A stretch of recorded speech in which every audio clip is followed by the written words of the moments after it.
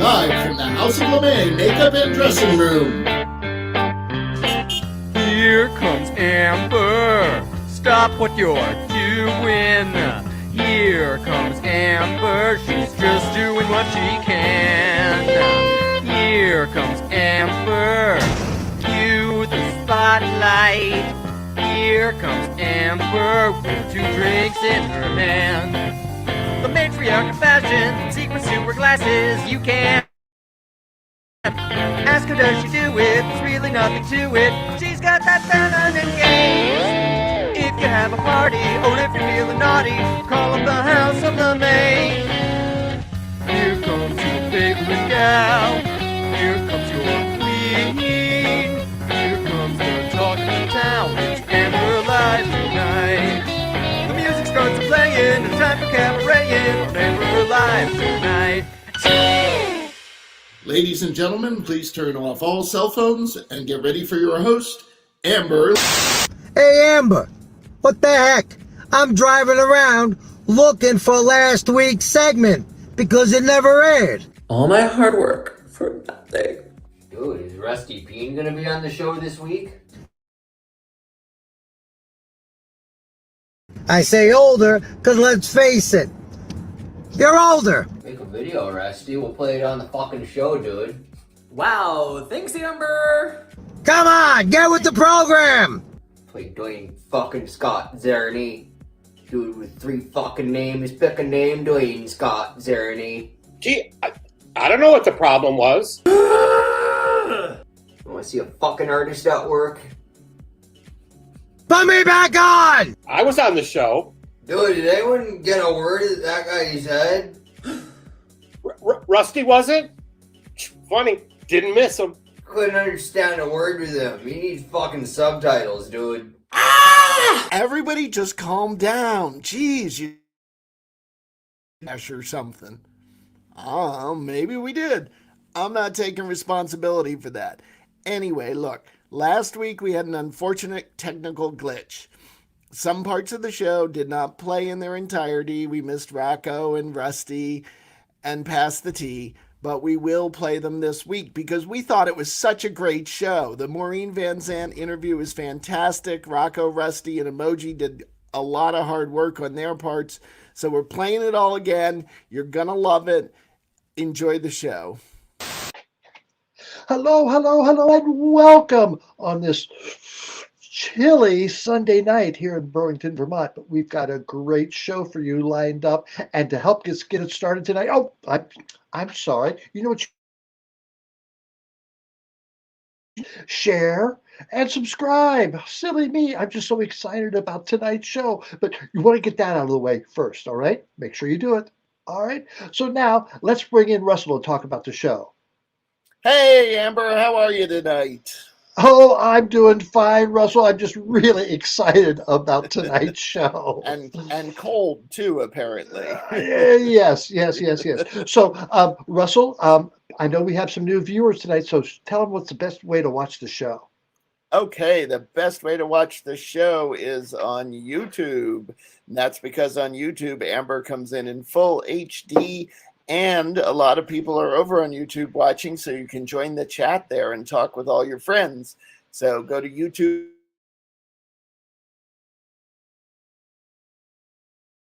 Talk channel and our Instagram and also our website and all the other places you can find Amber Live and Amber Live material, because we have a variety of things, some that are in the show and some that aren't in the show. And so if you go to the different sites, you'll find different things. So yes. So you want, and it's great to go on that YouTube channel because you can see the past episodes. You can just scroll through and just, if you missed, I missed that one, or oh boy, that was really good, I want to watch that again. It's right there for you. Make sure you like it too. All 91 of the past episodes. Oh my God! Make sure you like them when you're there too. Give us a thumbs up and leave a comment too. We always like to see those. So please go ahead. All right, let's see what do you want to talk about now, Russell? My favorite thing, the Boostiers. Yes. And as you remember, I've cleared the slate to start over this year. Shoot. We got our first Boostier, Cleo Rorex, who is one of our past guests and a wonderful woman. And you can help us out and become a bustier yourself using Venmo at RJD Pro, or you can go to the Amber Live website at amberlive.tv and look for the Support Amber Live button if you'd like to use a credit card to help us out. And if you give $25 or more, you'll get an Amber Live sticker with the logo. If you give $100 more, you get a sticker and a magnet. And for $200 or more, I will send you a sticker, a magnet, and a mug with the beautiful Amber Live. All of that help from all of you is really needed. It helps us pay the bills here, helps us keep the stream streaming so that you can see Amber and all of her friends. So remember, that's Venmo at RJD Pro, and we're going to be bringing you some great guests and some great segments and lots of peen and some pass the tea. There's a little bit of everything this season. Every week. And if you recall, just 2 weeks ago, that list was all full of people from all over the country who had donated to Amber Live during our first 2 years. So now we're starting new, so fresh start. So come on in and join us. We'd love that. Yes, and thank you to everyone who does help us out. Yes. All right, so Russell, tell us about tonight's guest and tonight's show. This season, but we're doing a full interview with her tonight, and it's Maureen Van Sant, who is, I think, best known for her 6 years on The Sopranos, which is amazing. But she's spent time on Broadway. She's done movies. She's married to Steve Van Sant, who is in Bruce Springsteen's E Street Band. So, I mean, it's an amazing guest and an amazing story. And our friend Brad Forenza will be back for a segment as well. So you'll get to see him again talking about his show. And that's the part of the show that you may have seen before, but the rest of the interview is all brand new and quite interesting. It really. All right. Have a great show. Yes, thank you. Oh, yes. We recorded this a few weeks ago to fit into her schedule and ours, but it is so good. She talks about Broadway, teaching ballet, meeting all these rock stars, and being on The Sopranos. And coming up right now is part one of that interview. Well, we told you what was coming up, so now let's do it. Let's bring in Maureen Van Sant. Maureen, come on in.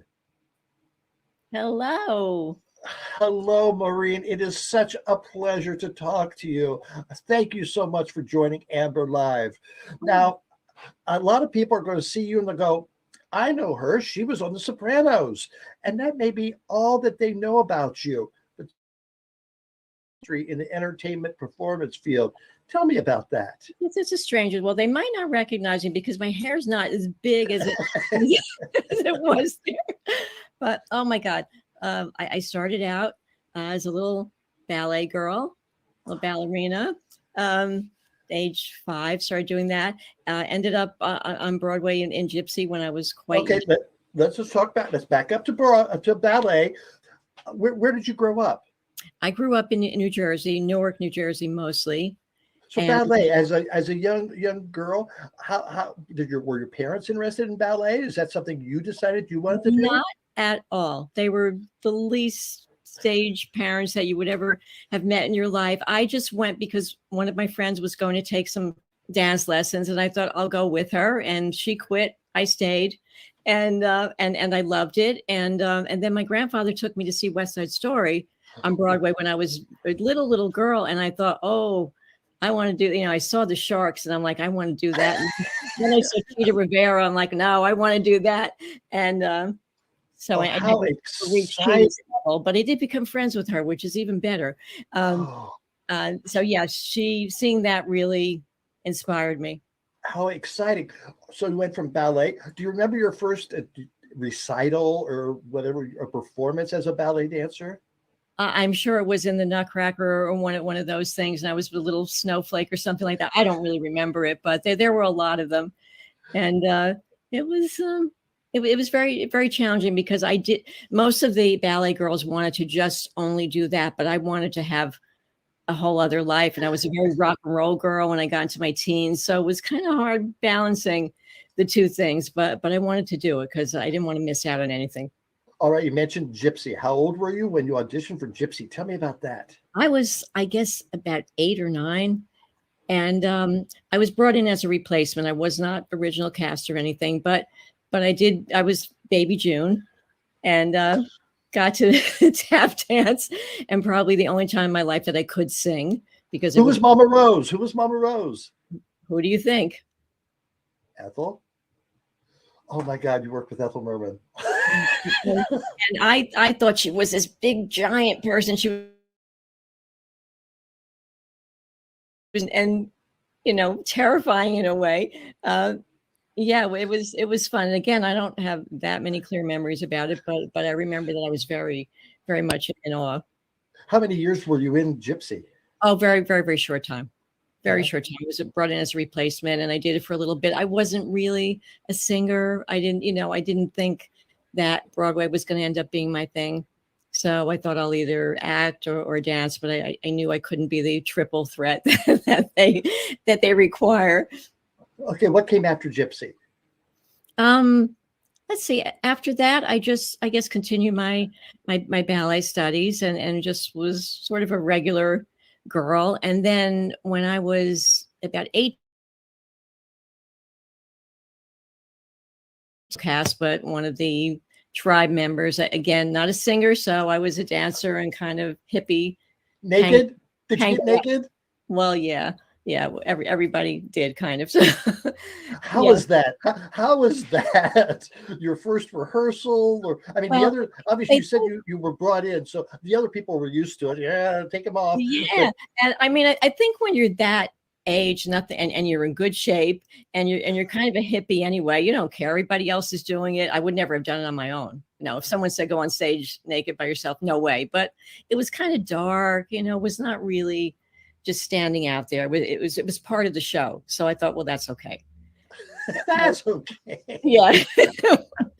I don't think my father thought that, but it was it was okay. It just I think at that time, it was the late 60s. Everybody was very free spirited and thought it was a cool thing to do. So now I couldn't do it and wouldn't do it, but I saw a great picture the other day of teenage girls in like in 1963 with their bouffant hair and everything, Oh, yeah. and then in 67, just like 4 years later, and they were all hippie girls, just exactly. amazing. And that's what I was, because every year in the 60s, the style was different. And that's what was so cool about it, really. That was like a great costume party. Every year you go, okay, now I'm going to wear the fringy things. Now I'm going to wear the glitter glam things. Now I'm going to wear my cute little mod mini dress. So it was fun. It was a Time in hair, did you meet anyone who eventually became a big star like you? well, well, at the time, I think Melba Moore was in hair. I mean, there were people that would come to see the show that were celebrities, but I was really into hanging out with rock and roll people. So I used to go around the corner and hang out at a club called Steve Paul's Scene. And that was, the hangout of Jimi Hendrix and, Janis Joplin, all those, anybody who came to town to do a rock show and was a big rock star would end up hanging out there. So that's where I got to meet a lot of those people. And, some I still know and talk to, the ones that have still, have survived it. Ones that are as ancient as I am. Yeah, there's still a few of us around. Then I joined a ballet company. I danced with the New Jersey Ballet, and I danced with American Ballet Theater. So I did that. I didn't do any acting, but I continued to study acting because I thought it would help me with dance performances. So I did that. I did Phantom of the Opera for a very short time. Again, my ballet teacher was a ballet mistress, brought me in when people got injured. So I didn't do it all the time. So it was kind of a little part-time gig. So really all the rest of the time I danced. I started studying acting seriously again. And then when I stopped dancing, I formed a theater company, and I started producing plays and acting in plays. And that's kind of what I've done, and I've taught ballet.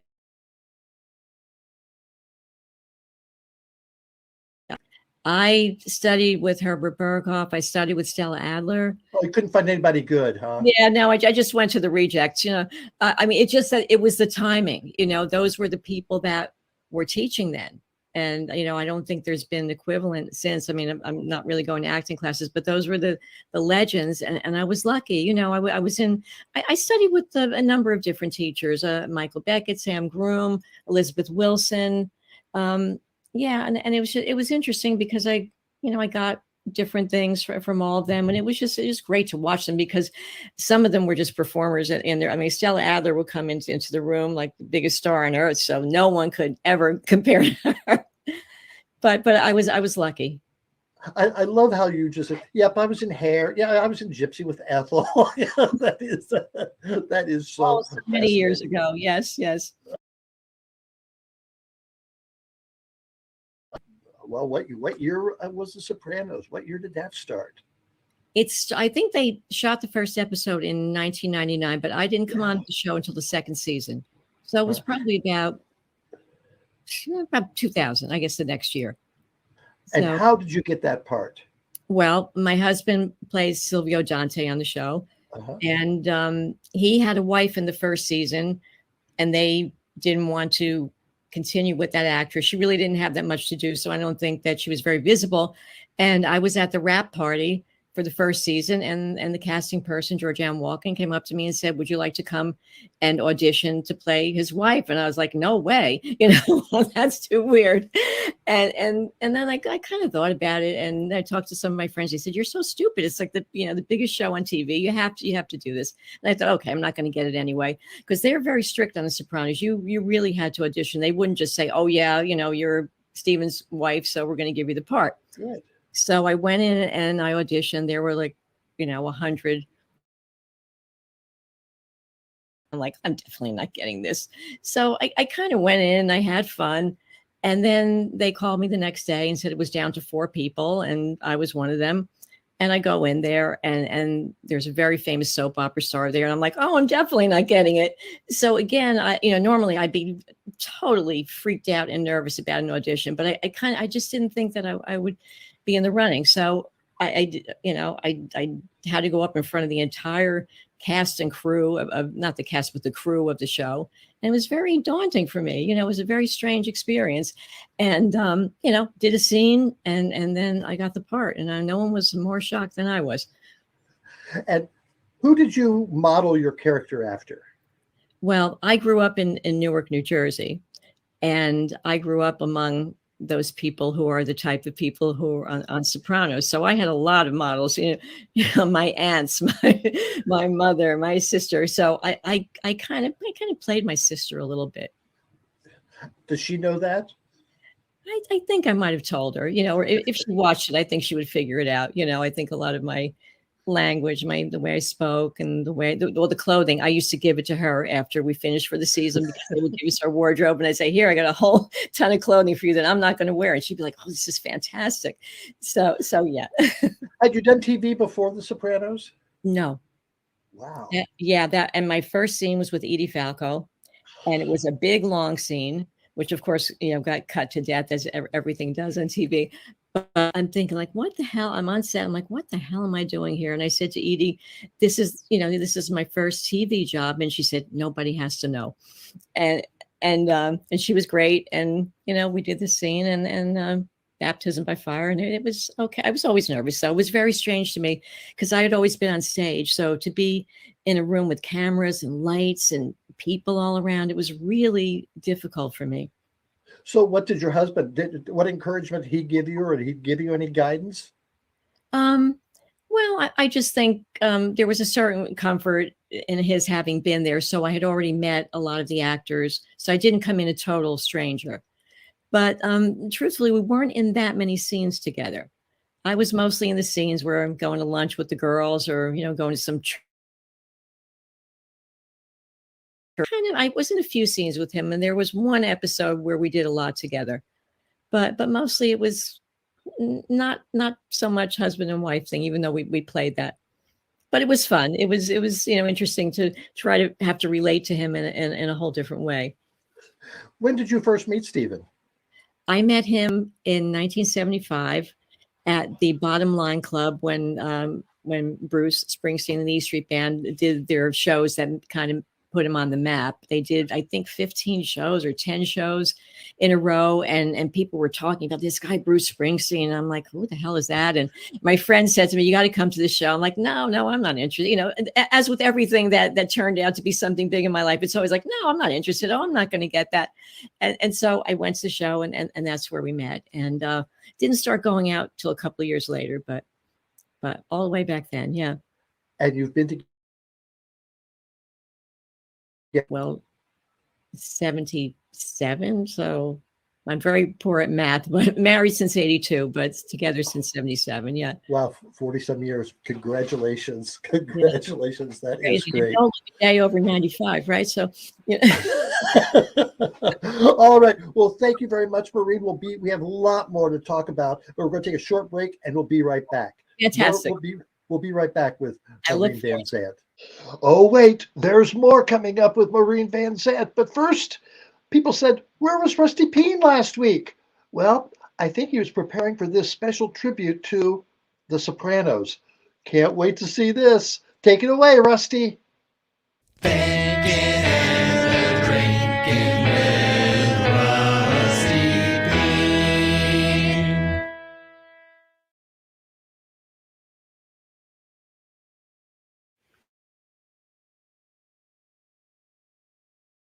No, I drink too much, bud. Yeah. Don't remember your shit. Morning, every day I wake up, it's like a fucking etch-a-sketch, bud. Don't remember shit. Yeah, that's too bad. Stay hydrated, stay in the shade, stay safe, stay cool, stay.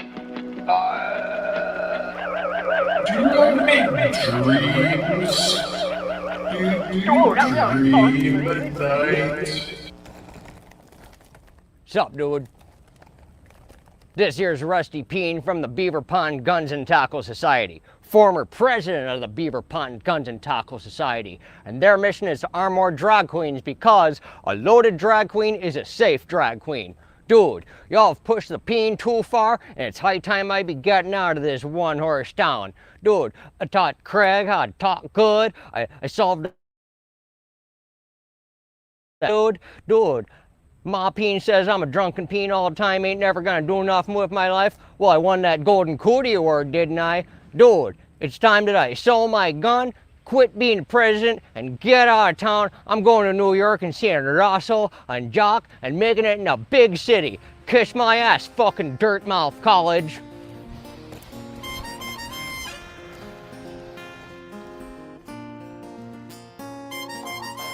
Woke up this morning, got yourself a peen. Mama always said you'd be the dirtbag dream. She said, you're from Milton, you were born to shine, but you were born on a bad sign with a blue moon in your eyes. Dude, you woke up this morning, all your love is gone. Papa P never told you wrong. He said, drop kick that fucker in the fucking throat, dude. Dude, ain't no question about it. Born on a bad sun with a blue moon in your eyes. Woke up this morning, got blue moon in your eyes.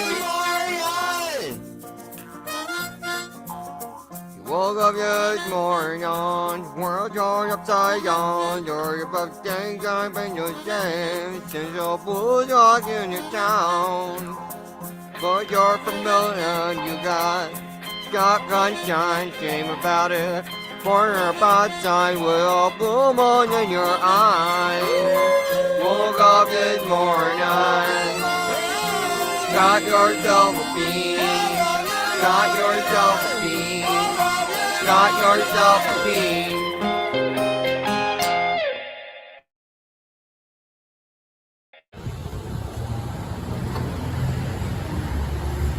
Hey, Rusty! We're here! Rusty, you never cease to amuse me. Thank you so much, Rusty Peen. Now let's get back to Maureen Van Sant. And this is the one where you're going to see Brad, who we interviewed a couple of weeks ago, and how we got in to interview Maureen Van Sant. So here's part 2 now.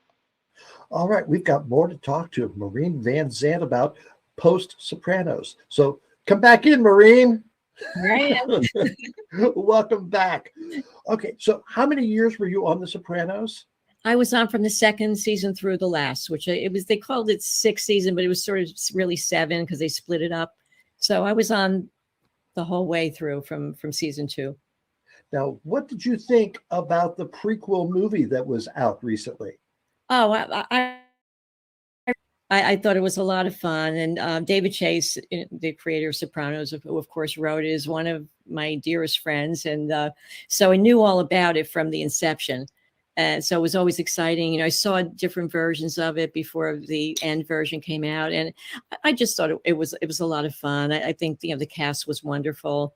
And it was interesting to, you know, to see what happened before. And I just really, really enjoyed it. Were you disappointed your character wasn't featured or mentioned? Well, I don't know how strictly they kept to the backstory of my character, but my character was supposed to have met Silvio when she was older, when they were both older. She was supposedly an ex-showgirl. So I would not have been there at that time. Although, you know, I did say I will play my younger self if you want me in it. No need to hire anybody else.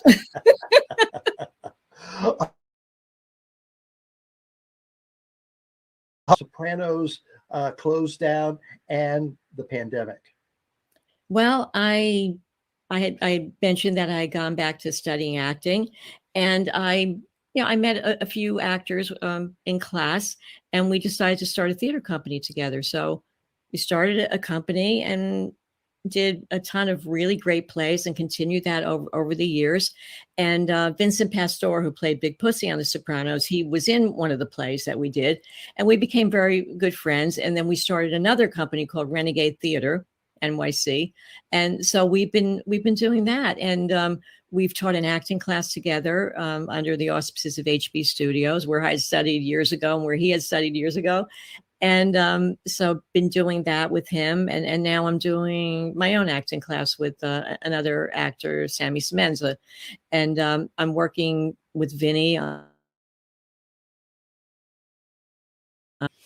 So we were talking about before pandemic. So before pandemic, I did mostly the theater company stuff. And then I also taught acting to ballet dancers at American Ballet Theater, which was a blast, you know, not That's for that. fascinating.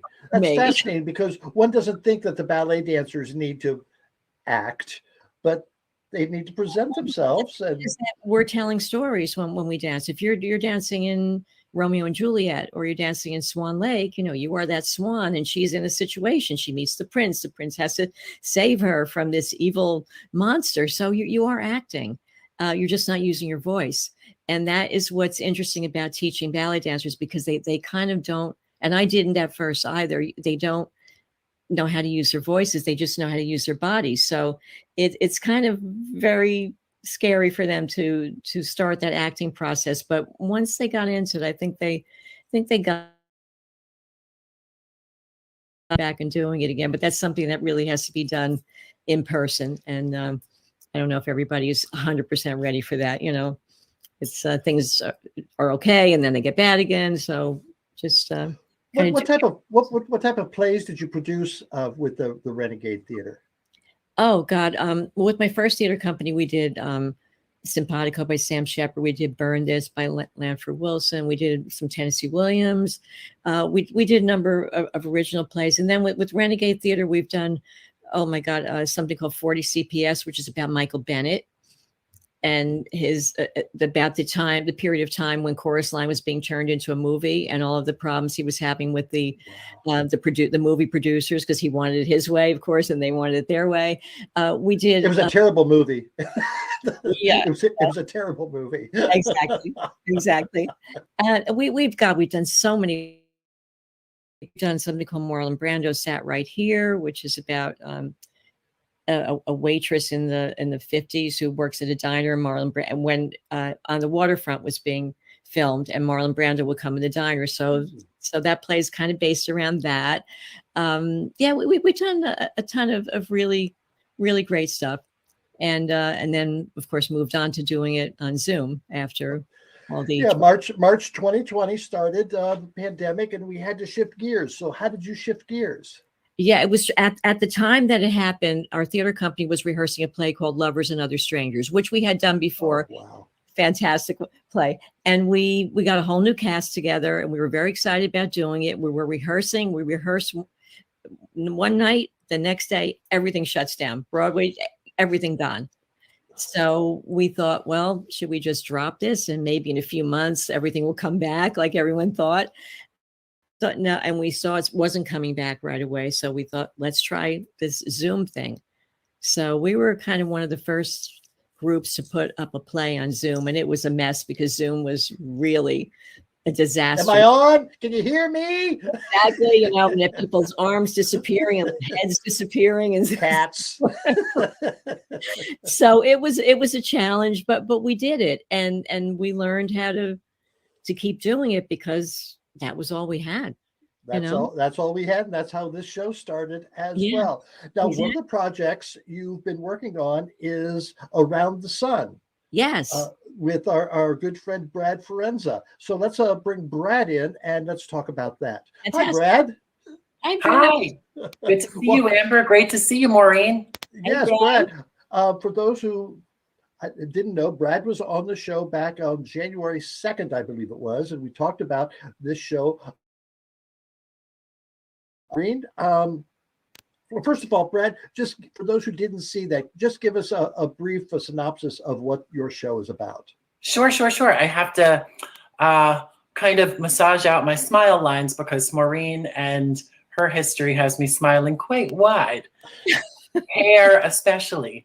But Around the Sun is a project that Maureen and Vincent Pastore and other wonderful people were gracious enough to help me with and act in.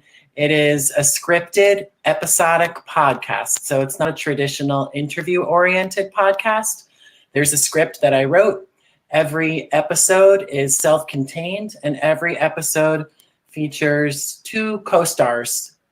Maureen and Joanna Bonaro appear in one of the episodes called Wall Street. I'll let Maureen share more about that. And I have the great privilege of acting opposite Mr. Pastore. Cool, very cool. So, Maureen, tell us about the episode that you're in, Wall Street. Well, I guess I can't really give it away, Brad, right? But it's just it's a very unusual episode. Two women who know each other, and one of them, my character, asks a very strange favor from the other woman in payback for something that she's given me. Is that? Yeah. I think Brad, because without giving away the whole thing, unless you want to elaborate on it, Brad, I don't want to say the wrong thing and get fired. Oh, I'm so honored that you would say anything about it, starting with, yes, I'll do it. Maureen plays a bit of a Don, for lack of a better word, but a Don of a different color. So she believes that her neighbor. To that end, hilarity ensues because what the ask is maybe a bit less typical for a typical Don, but Maureen is not a typical Don. Who wrote that episode? I did. I wrote all of the episodes. Oh, I didn't realize that. That's a wonderful writer and actor. Thank you. Thank you. I'm also one of Maureen's students and lucky for that. And this is my pandemic project. I'm curious. I was wondering how you two met. So you were attending acting classes from Maureen? Yes, and Vin, and they've both been so supportive of my acting for sure, but also these independently produced projects that I've done outside of the class realm, and just supportive of me. And it's not lip service. I wouldn't be able to do a project on the Sun without Maureen and her talents and generosity, and Vin and his talents and generosity, and Joanna and others. Maureen, how did that episode come about? I mean, how was it technically put together? Were you in one room and the other actress in another room? Were you on Zoom? We did it on Zoom. And the other actress is a wonderful actress named Joanna Bonaro, who's in our theater company, who I've worked with many times. So when Brad asked me to do it, I of course said yes. And then he said, well, you're doing with Joanna. And I said, icing on the cake, even better. And so we knew each other very well. And I think that it made it a lot easier for us to work together. It wasn't like I had to get on Zoom with someone I'd never met, never talked to. We kind of knew each other's rhythms and how we act and how we respond. So it was just nothing but fun. We were on Zoom and Brad was there and we just kind of just did it and had fun with it. Fortunately, my mic was muted because to hear Ms. Van Sant imitate a exotic bird, a cockatiel as it were, totally smile and laugh worthy. Yes, it was. Yes, it was. How long did it take to put that episode together? Well, we recorded on a single day, and then it's really the post-production that takes a while for me. This project, like I said, has been my pandemic project. So all told, each episode probably took about 2 months from start to finish.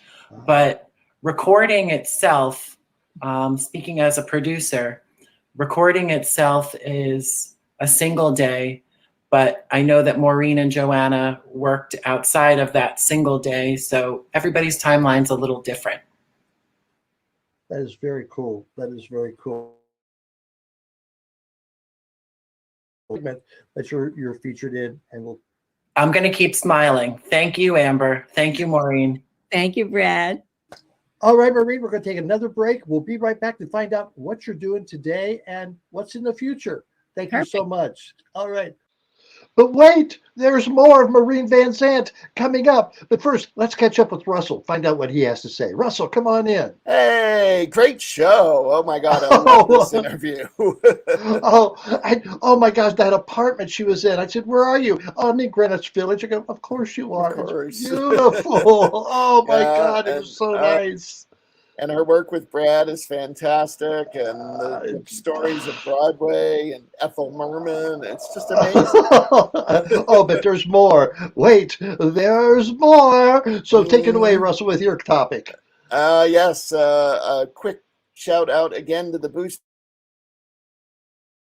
You can help us by using that Venmo or going to amberlive.tv and looking for the support Amber Live button if you'd like to use a credit card.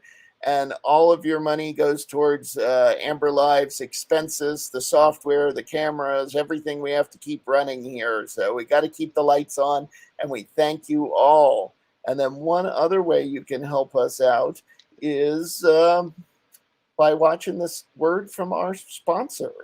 It's officially winter time now, and the days are getting longer, but they're still cold, and it's a great time of year to stay inside, safe, and warm. And Amber Live can help you do all of that. We have sweatshirts and hoodies to snuggle up in the cold winter nights, and get yourself an Amber Live mug for your coffee, your hot chocolate, or some of those adult beverages that Lucy Bell's been fixing up. And if you must go outside, how about a mask, please? We've got all that and much more at the Amber Live store. Order your merchandise today. Yeah, do what she said. Order it today. All right, before we get back to Maureen Van Sant, we've got our new special segment, Pass the Tea, with Emoji Nightmare.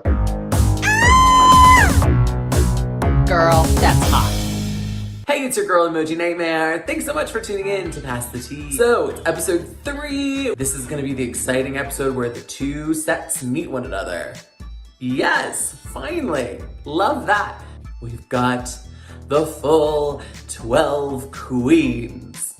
Nope, not really. So RuPaul enters the workroom. The door that the pit crew is used to coming out of is where Orion Story and Daya Betty emerge. The two queens that got eliminated in the first and second episode. It's not just that, there's another twist, this chocolate bar twist. So each queen will sign a chocolate bar and they will hold on to it forever. If they get eliminated in lip syncing for their life, then they need to reveal their chocolate bar. And if they have a gold I guess it's like a golden bar. If they've got the golden bar, then they actually are safe. It's like a secret immunity that only the producers know. I think it's probably gonna be revealed around top 6, and it's gonna be a queen that is kind of adored or has a good storyline. Yeah, so this is like a kind of a new thing, and it's a different situation, and that's kind of exciting. Rue also reveals that there's going to be 2 sets of balls, a pair of balls. The first original 7 queens are going to be Jumbo. And then the set of queens that we met last episode, they are doing red, white, and blue, which you can tell I got the memo. I understood the assignment. So they have to do red hot resort, evening gown down, and wedding gown. Here's the twist about the wedding gown. They have to make them that episode. They have to sew and their outfit together for the runway. The first 2 looks, the resort and the evening gowns, are presumably things that they brought with them. So red, white, and blue or animal print. Those were your themes. Which would I prefer? I would actually prefer animal print because I love cow print and actually really all animal print I really adore. But here I am, given the choice myself, and I'm in red, white, and blue. So, you know, but I'm just feeling, you know, patriotic today. I love my this is where we learn who knows how to sew and who has any sort of idea about costume design and structure.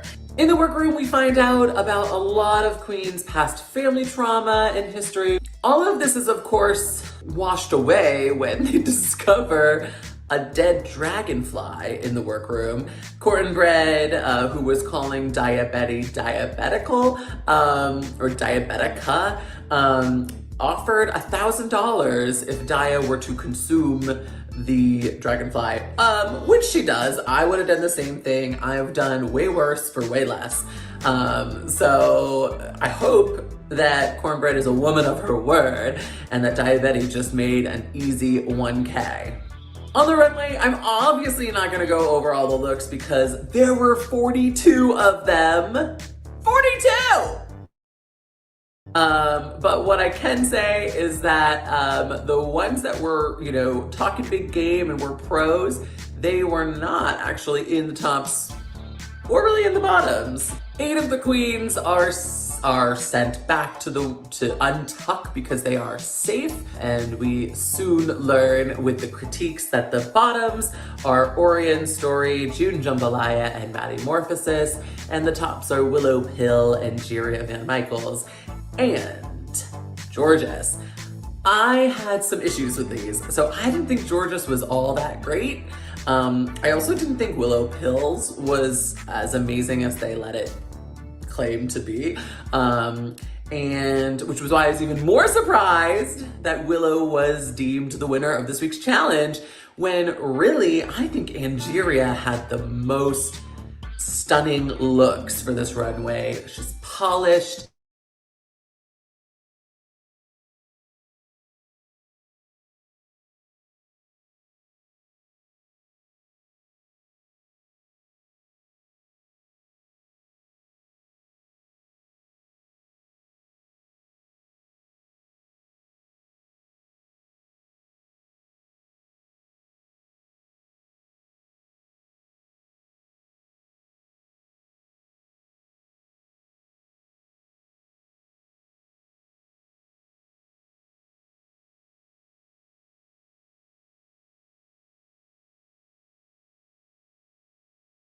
I was actually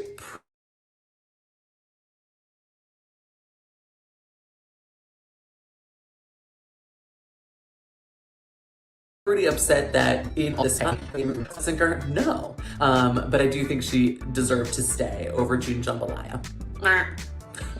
All right, take a look at my rankings for this week. There's more queens than there were last week, go figure. And some things have shifted around. Be sure to follow me on Instagram. I didn't do any polling this week. I was busy doing Winter Rendezvous with Amber. Amber was bowling a storm. All right, so long. Until next week, I'm Emoji Nightmare. Woo! Thank you, OG. Can't wait for next week. All right, here it is, part 3 of our interview with Maureen Van.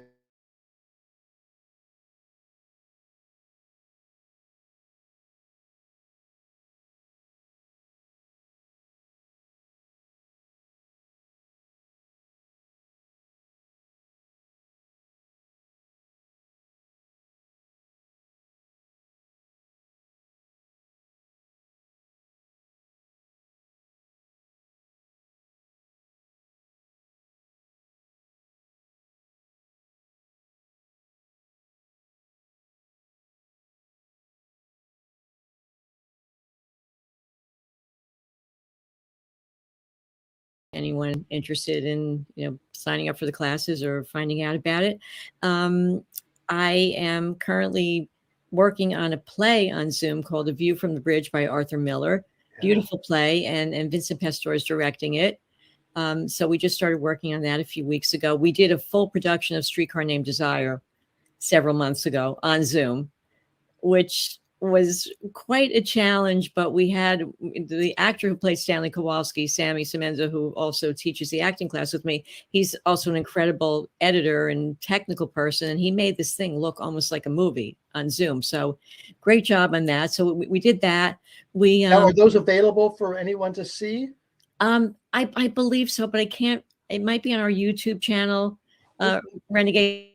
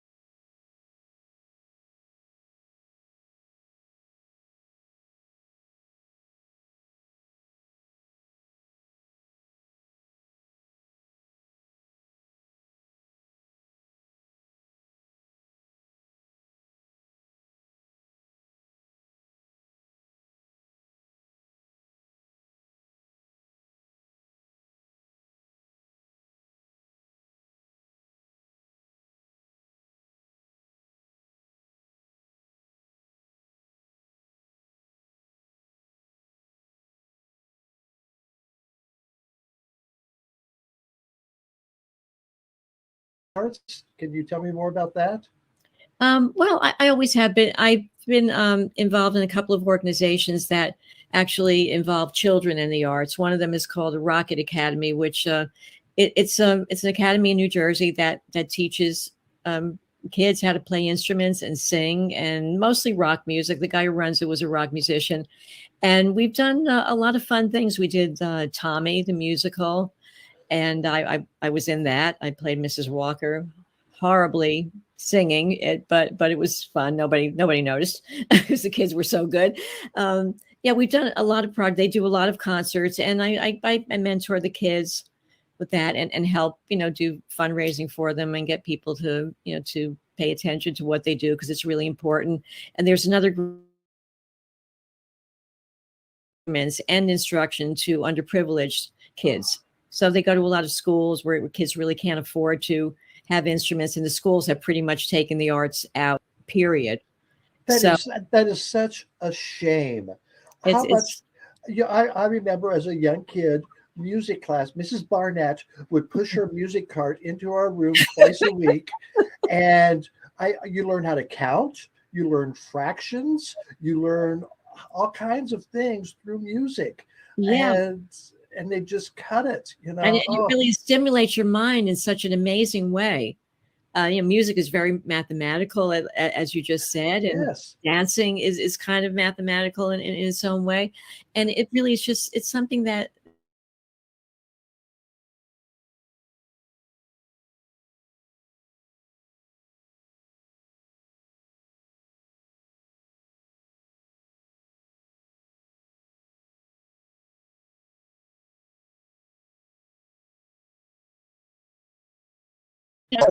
Designers. Yeah, I mean, we weren't sitting around adding up, numbers. We were watching art, and people did a lot of great stuff to it, and it did save a lot of people. Yes, it did. We're just stuck in our houses, and we couldn't do anything else. So I think to not have that, in life is just really, it's tragic, and it's something that we need. I mean, it makes things more beautiful, or it shows the ugliness of life in a way that we might not have thought it to be. So it's really, really important. And it really, because like you said, when I was a kid, we did have arts in the school, and I see it's just gone. So I love that these programs really try to help bring that back. I love it when they talk about how it develops critical thinking as well, because Exactly. you see these characters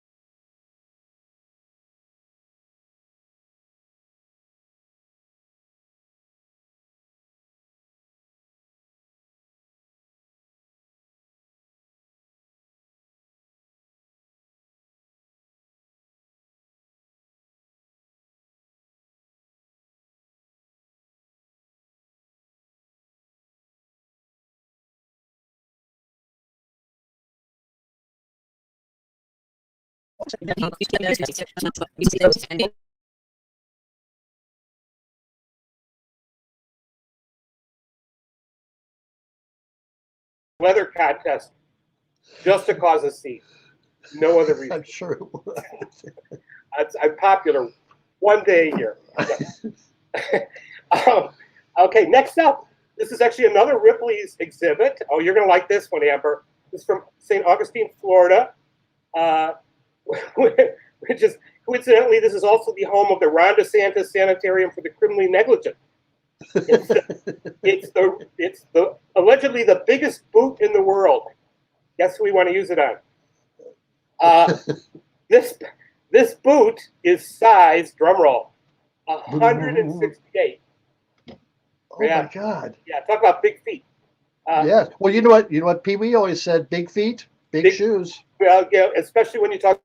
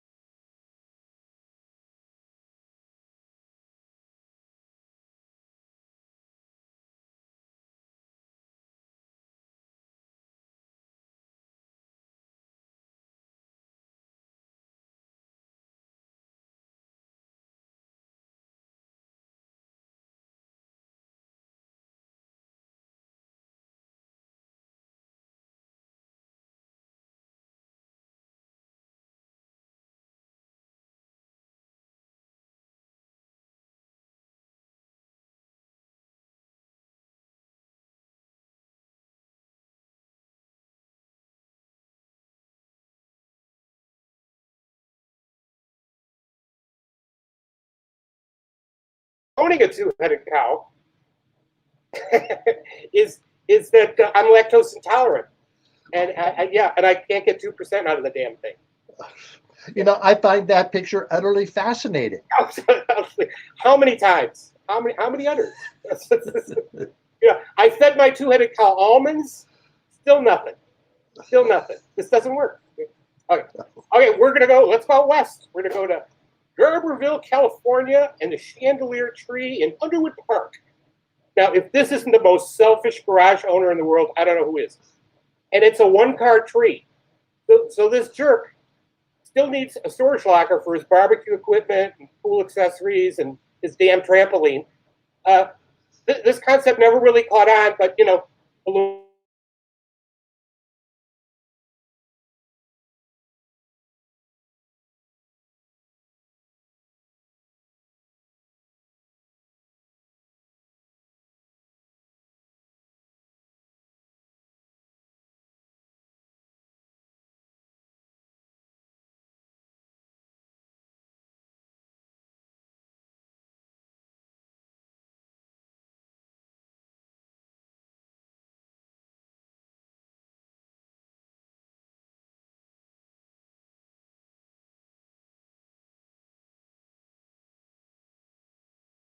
belief. Yeah, kind of like the audience at the Oscars. People, these are real photos. These are actual photos. These are real places. People have speculated that places like this could be vortexes or multi-dimensional doors or just the work of really bad contractors. I go with option C. I'm gonna go C. Bucket number C. Yes. Oh well, yeah. I mean, I started really been thinking about this, and I think that when you start to make a list of all the things in life that you should be grateful for, good health, good friends, Amber, better vodka, you should include gravity. Well, why not? Look at what gravity has done for Kim Kardashian's ass. So the next time you or me or some of our friends are passed out flat on the floor, I want you to thank your lucky stars and gravity. Because, without gravity, you just float away and become your own roadside distraction. But without the road, and that would not be good for anyone who's trying to sell one of these damn postcards. All right. Well, thank you so much. Travels, Amber. Thank you so much, Dwayne Scott Searney. We'll see you next time after you get out of Amber's attic. Thank you so much. What's in your attic?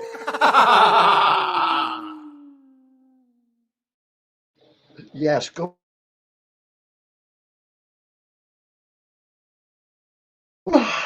Rocco, let's bring in Rocco and find out what he's up to this week.